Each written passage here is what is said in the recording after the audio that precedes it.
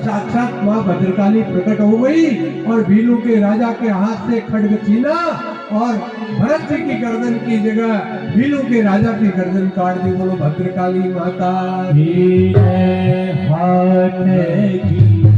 नव दुर्गे नमामि नमामि नमो। नव दुर्गे नमामि नमामि नमो। नव दुर्गे नमामि नमामि नमो। नव दुर्गे नमामि नमामि नमो। नव दुर्गे नमामि नमामि नमो। नव दुर्गे नमामि नमामि नमो।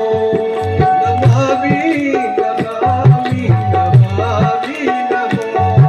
नमामि नमामि नमामि नमो। दुर्गे नमामि नमामि नमो।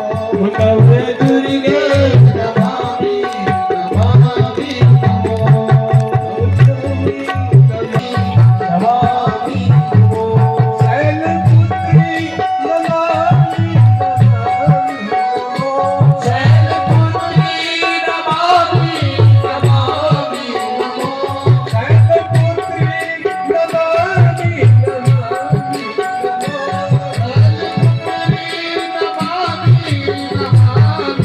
नमो। ब्रह्मचारिणी नमामि नमामि नमो। ब्रह्मचारिणी नमामि नमामि नमो।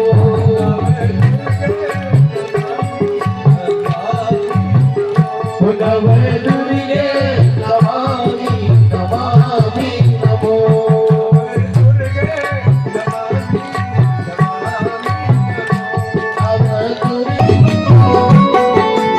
नव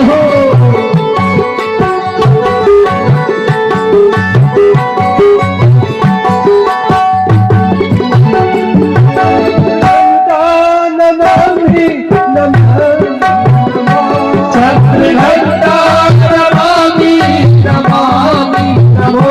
चक्रघंटा नमामि नमामि नमो। नमामि नमामि नमो।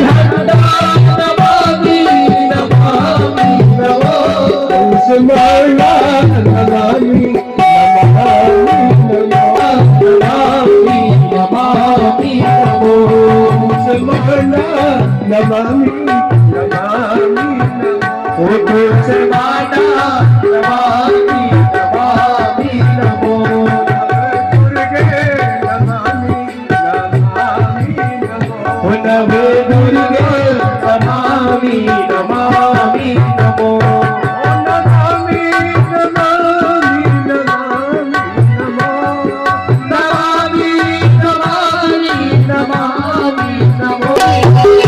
नव दुर्गे नमामि नमामि नमो।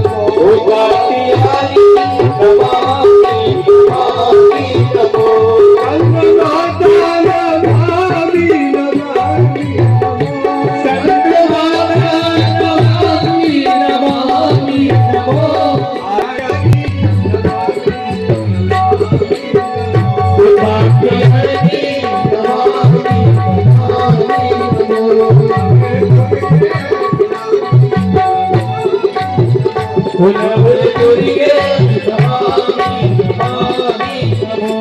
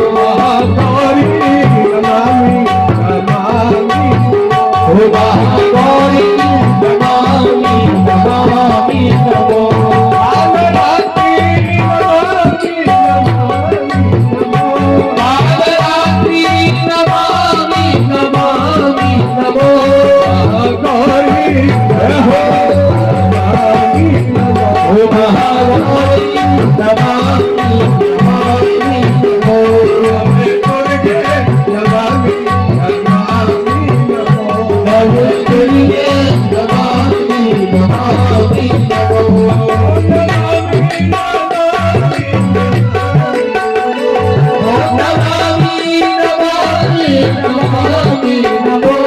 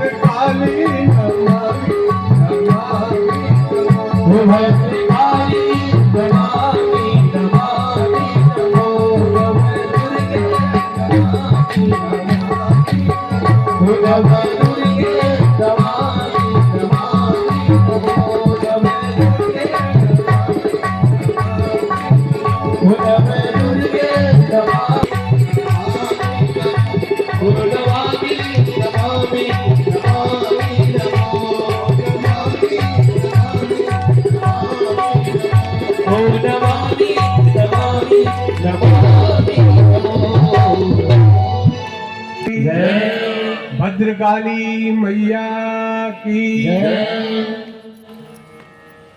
माता भद्रकाली प्रसन्न हुई, भीलों के राजा के हाथ से खड्ग छीना और तुरंत भीलों के राजा का सिर कलम कर दिया, धड़ से अलग कर दिया और भरत जी के ऊपर वरद हस्त है। भरत जी को बड़ा आनंद हो रहा है। माँ बहुत ही दयालु है। अपने पुत्र को, जो पुत्र केवल माँ के लिए समर्पित हो, जो भगवान की भक्ति में तल्लीन हो, ऐसे पुत्र को बचाने के लिए तो माँ को प्रकट होना था कि नहीं।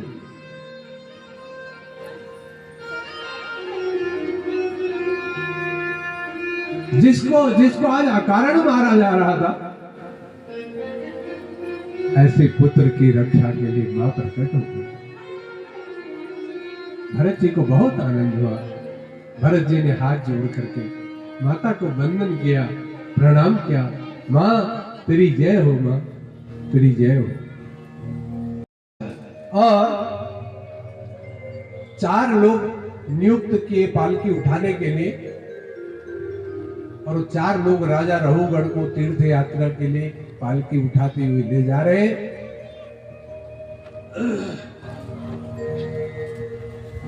अभी कुछ देर पहुंचे, कुछ दूर ही गए थे कि उन 4 लोगों में से एक व्यक्ति जरा कमजोर था, दुबला पतला था, ताकत पर नहीं था।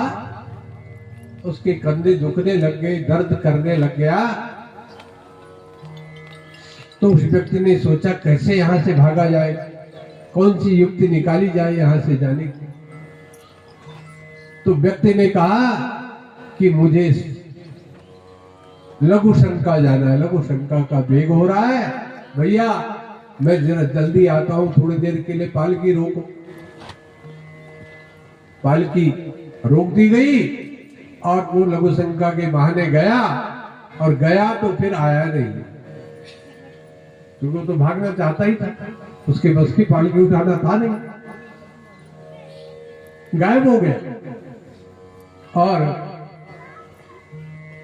अब बहुत देर हो गई,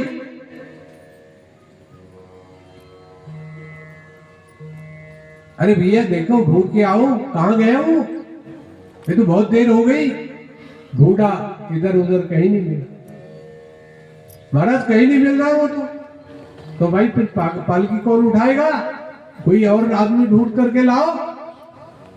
तो ढूंढते ढूंढते वो लोग वहां पहुंच गए जहां भरत जी भगवान का भजन कर रहे थे।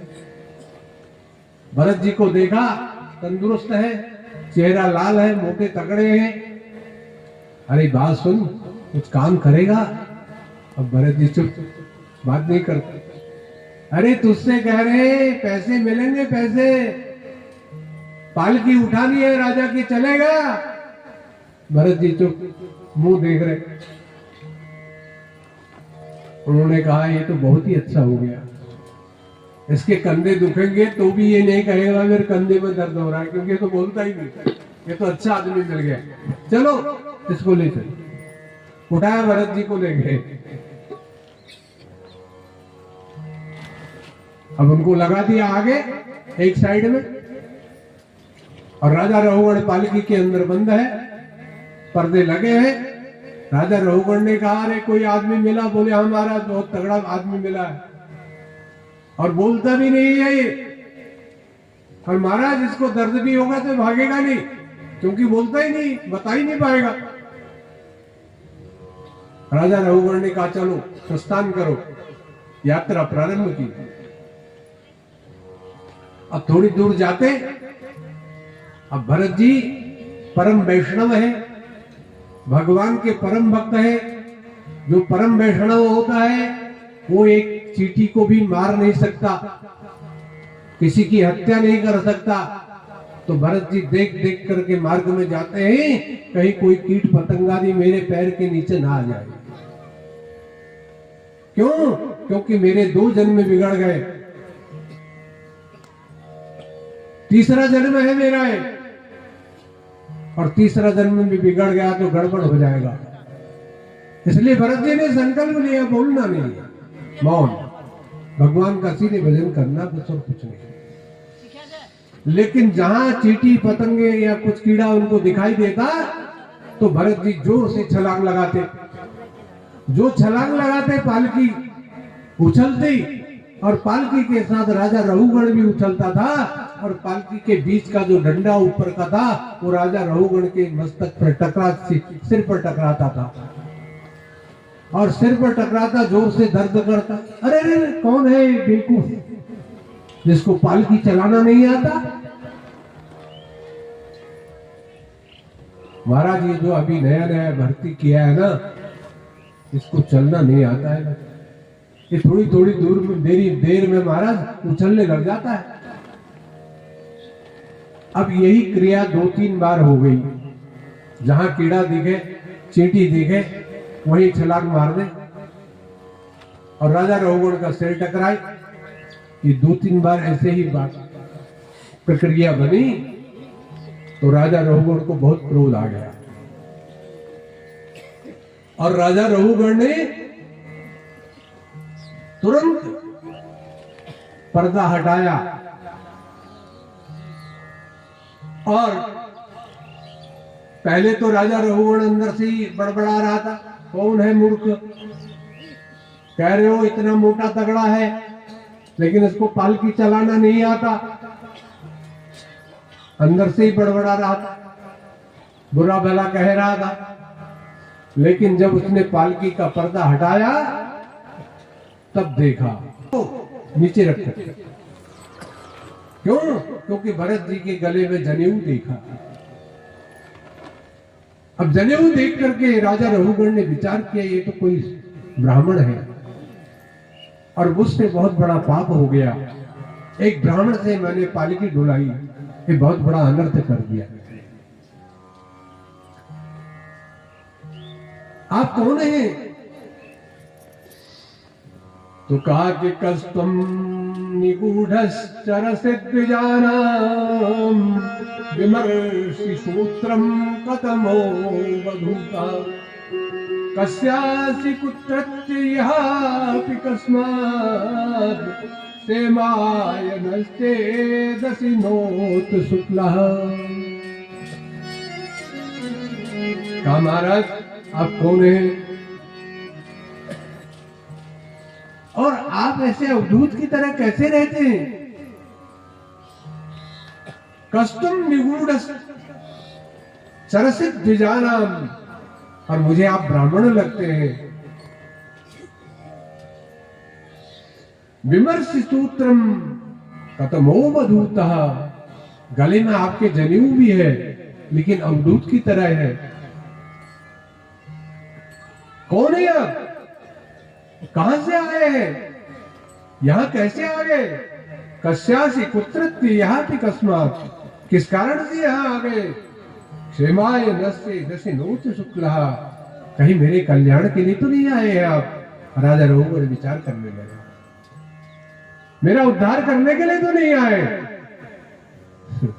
आज भरत जी ने विचार किया, देखो पूरे जन्म में ये बोला नहीं, मैं केवल खेत में बोला था कि आओ चिड़िया, राम जी की चिड़िया, राम जी का खेत, खाओ चिड़िया भर भर पेट, उतना ही बोला था। अब आज बोलता हूं, इसने कहा था कि मोटा तगड़ा है, मुस्टंडा है, चलना नहीं आता है? आज भरत जी ने बोलना प्रारंभ कहा कि त्वयोदिव्यक्त मविप्रलब्धम् भरतु समेष्याद्यदि वीरभारः गन्तुर्यदि स्यादधिगम्यमध्वा पीबेति रासो न विदाम प्रबालः। और फिर कहा कि राजन, स्थौल्यम कार्श्यम व्याधयादयस्य शुत्रद्वयं कलिरिच्छा जरा च निद्रारतिर्मन्युरहं मदः सुतो देहेन जातस्य हि मे सन्ति।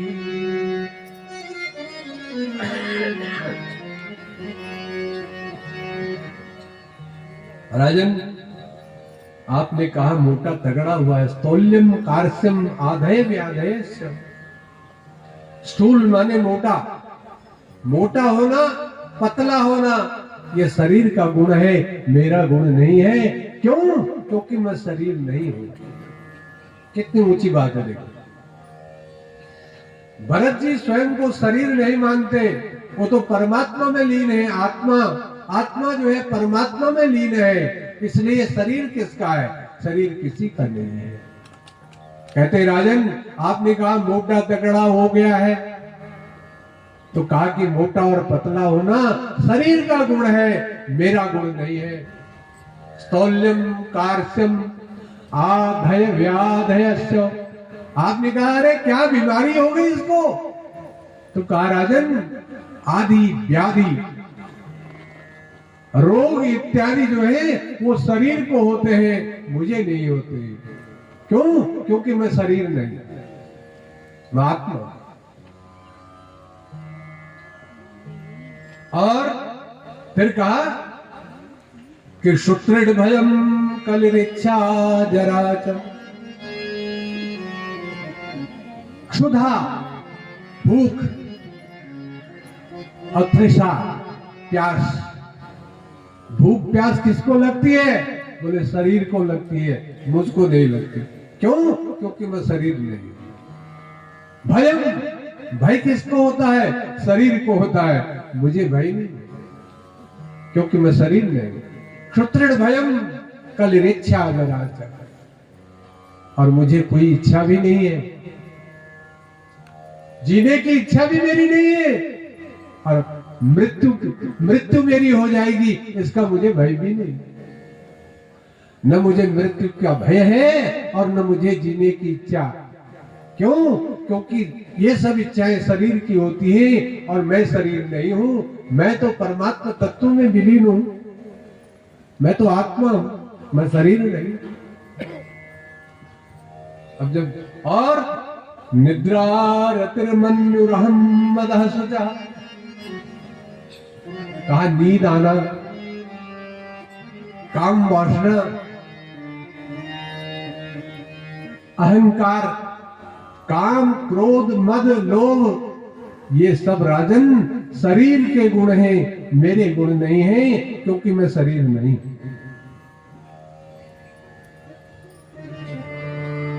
और अंत में कह दिया कि देहेन जातस्य हिमेन संति। देहेन माने शरीर, ये शरीर का गुण है, ये मेरा गुण नहीं है। क्यों? क्योंकि मैं आत्मा हूं और आत्मा ही परमात्मा होता है। इसलिए राजन, आपने जो भी कहा वो मेरे शरीर को कहा होगा, ये शरीर को कहा होगा। ये शरीर मेरा है नहीं, क्योंकि यदि मेरा होता तो मेरे साथ जाता है? जाता कि नहीं? शरीर किसी के साथ जाता है? नहीं जाता। ध्यान दीजिए, एक बार गुरु नानक देव तीर्थाटन करने के लिए निकले। अब यात्रा करते करते करते एक नगर में पहुंचे, तो उस नगर में उन्होंने देखा एक मकान पर 6 झंडे लगे थे।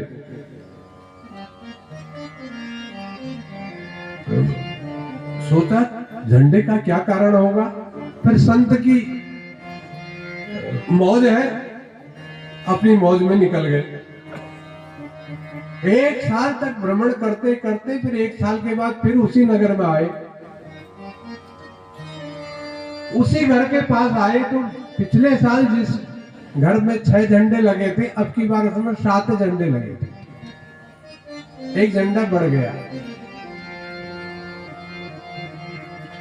अलग निरंजन की धुन लगाई। अब वो जो घर का मालिक था, सेठ था, पैसे वाला, उसने सोचा कोई बाबा आ गया, कुछ मांगेगा, डबल देने पड़ेंगे। बाहर नहीं आया, देर लगा दी। तब तक पड़ोसी आ गया बाहर। पड़ोसी आया, बाबा को प्रणाम किया। गुरु नानक देव ने कहा, बच्चा जय हो तेरी। मैं 1 वर्ष पूर्व इस नगर में आया था। इस मकान पर मैंने 6 झंडे देखे थे बच्चा, और 1 वर्ष के बाद फिर आया हूं तो अब की बार इस मकान पर 7 झंडे हैं। इसका क्या कारण है बेटा? इसका मालिक तो बाहर आता नहीं। अब मालिक जो है अंदर से सब बात सुन रहा। अब पड़ोसी मेरी पोल खोल देगा, ये भी उसको डर लग रहा है।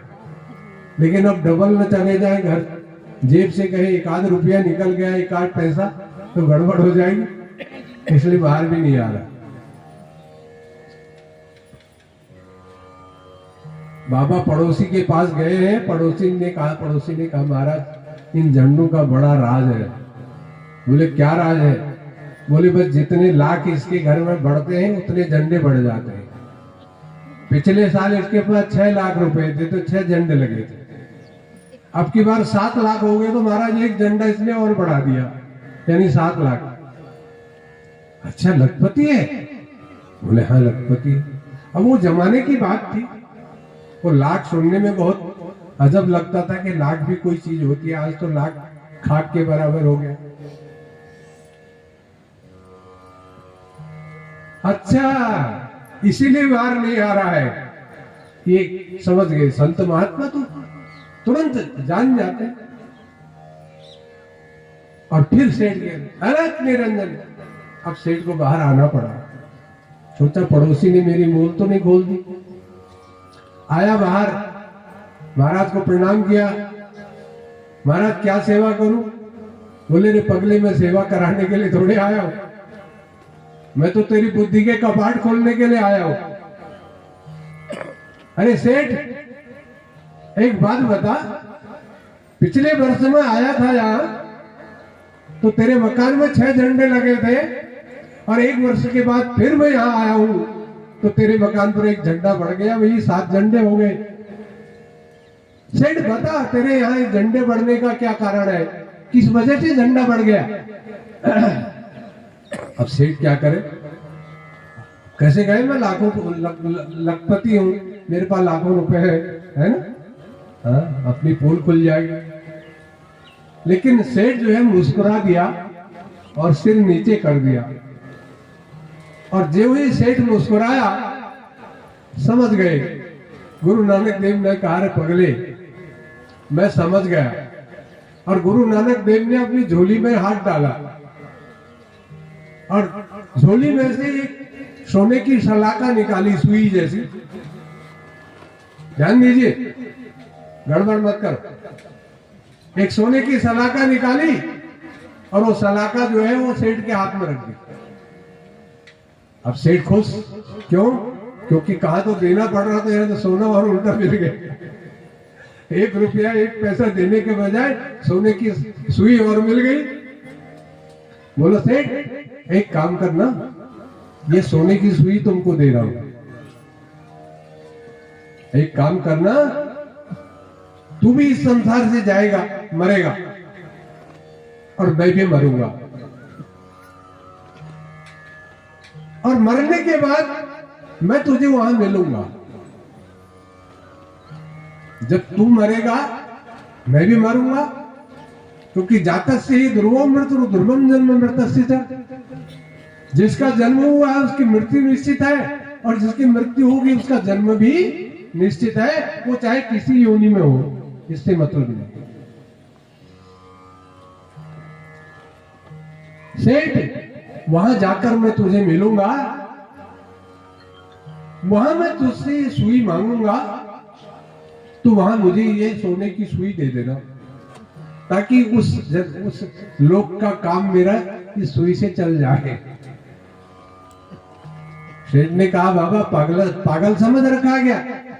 बोले कहा, क्यों पागल समझ रखा? पागल समझ रखा क्या? अरे बाबा, इस संसार में जब जीव पैदा होता है अपनी मां के गर्भ से, शरीर को लेकर के पैदा होता है, और जब ये संसार से जाता है तो इस शरीर को भी आग में जला दिया जाता है, मिट्टी में गाड़ दिया जाता है, जंगल में फेंक दिया जाता है, कीट पतंगा भी इसको खा लेते हैं, ये शरीर भी साथ नहीं ले जा सकता, तो मैं ये सुई कैसे लेकर के आऊंगा? बस हो गया काम। बोला, रे पगले, इतनी छोटी सुई नहीं लेकर आ सकता, तो ये लाखों के जो बंडल अंदर रखे हैं अपनी छाती में रख के ले जाएगा क्या इनको? इतना डर रहा है बताने में कि मेरे यहाँ इतने लाख रुपए है। बोलो, जब तू ये छोटी सी सोने की सुई नहीं लेकर के जा सकता, तो इतनी अकूत संपत्ति जिसको ढेर लगा करके रखना चाहता है, कोई परमार्थ भी नहीं कर रहा है, सत्कर्म भी नहीं कर रहा है, और जमा किए जा रहा है, तो ये धन तेरा किस काम आएगा? ये धन तेरा किस काम आएगा? ये कह रहे, अरे मन ये 2 दिन का मेला रहेगा, कायम न तन का झमेला रहेगा। मन ये 2 दिन का मेला रहेगा, कायम तन का झमेला रहेगा, कायम न तन का झमेला रहेगा। अरे मन ये 2 दिन का मेला रहेगा, कायम जग का झमेला रहेगा।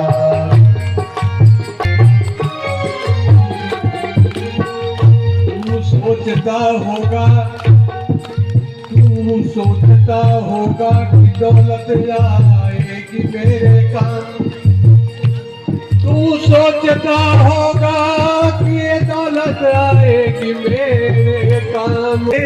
तो बता, ये धन हुआ किसका गुलाम? तू सोचता होगा कि ये दौलत आएगी मेरे काम, पर ये तो बता, ये धन हुआ किसका गुलाम? फिर कर छूटे की संपत्ति यही के यही सब छूटे की संपत्ति यही के यही सब, तेरे कमर में न ढेला रहेगा, मेरे कमर में न ढेला रहेगा। छूटे की संपत्ति यही के यही सब, तेरे कमर में न ढेला रहेगा। छूटे की संपत्ति यही के यही सब, तेरे कमर में न ढेला रहेगा। अरे मन में 2 दिन का मेला रहेगा, कायम न जग का झमेला रहेगा। अरे मन ये 2 दिन का मेला रहेगा,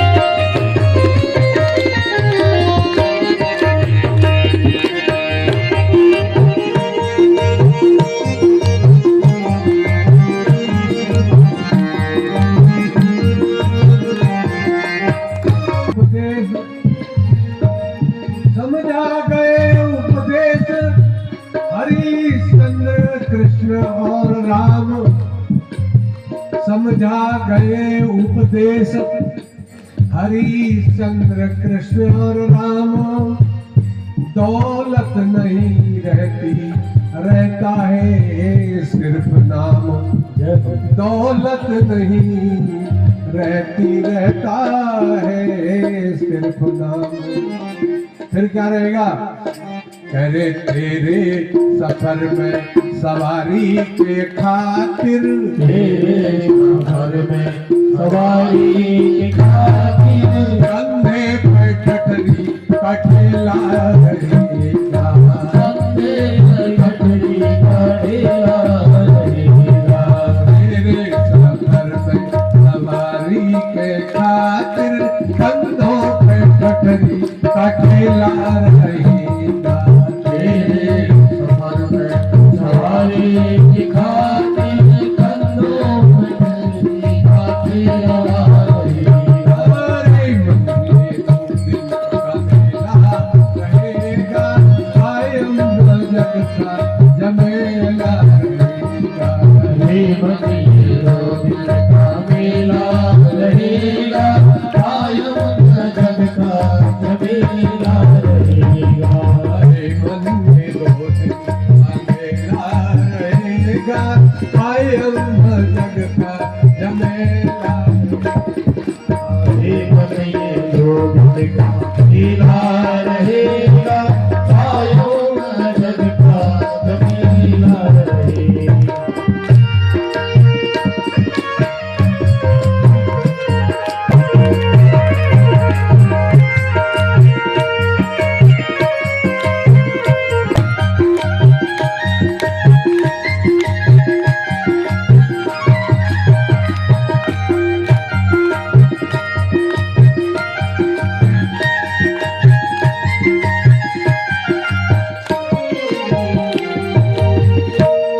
अर्धांगिनी संग चलेगी। अब ध्यान दीजिए, क्या संसार का नियम है, क्या संसार के संबंध में बताया गया कि अर्धांगिनी संग चलेगी। अर्धांगिनी संग चलेगी घर के मकान तक। अर्धांगिनी संग चलेगी घर के मकान तक, और परिवार के लोग सब चलेंगे शमशान तक। अर्धांगिनी संग चलेगी घर के मकान तक, परिवार के लोग सब चलेंगे शमशान तक। और बेटा भी हक निभाएगा, बेटा भी हक निभाएगा, केवल अग्निदान तक। बेटा भी हक निभाएगा, केवल अग्निदान तक। फिर क्या होगा? अरे इससे तो आगे भजन ही है साथी, इससे तो आगे भजन ही है साथी। डर के भजन हो